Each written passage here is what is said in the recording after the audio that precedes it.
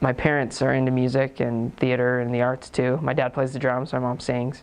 So my mom put me in community theater when I was 8, and I was like, hey, girls think I'm funny. Like, people laugh at me. So I just kept doing it.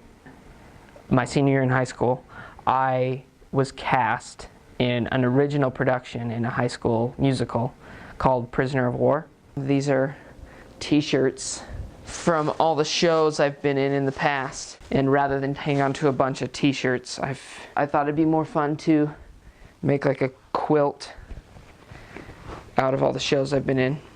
I wanted to audition for the lead role. His name was, the actual man, his name was Corbin B. Willis. He was a co-pilot in a bomber plane, and they were shot down over Germany during a bombing raid. This is the hardest part of the show, technically, because they couldn't figure out what to do for the set, because it's supposed to be me in the airplane before we crash, but we could never figure out what to do to make it not look stupid. I think everyone in the plane except him died, and then he was captured by the Nazis and sent to a prisoner of war camp. Preparing particularly for Corbin's role was difficult.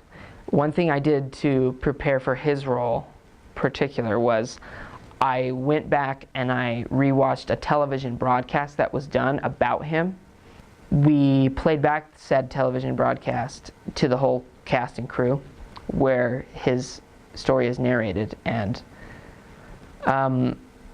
the moment where it kind of talked about what he had gone through was really raw for me, and I remember just like connecting with experiences I was having personally as well, and really experiencing for the first time the loneliness that he would have felt, because the only thing keeping him going was his faith in God and his connection to his wife. The way I've dealt with loneliness and tough loneliness is I've gotten up sometimes and just like sweep the floor, or sometimes I'll just get some task done that just kind of needs to be done or something, because hard work sometimes seems to help me deal with loneliness whenever I do experience that. That's Corbin. That's us hugging after one of the showings. He came to like 4 of them.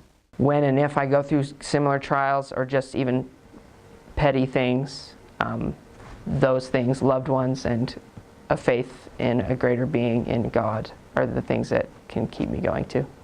At the funeral, when Corbin passed away the next year, this is a setup they had with a lot of his old memories and like his hats from his old uniform and newspaper clippings and pictures, and there's a picture of us in the cast.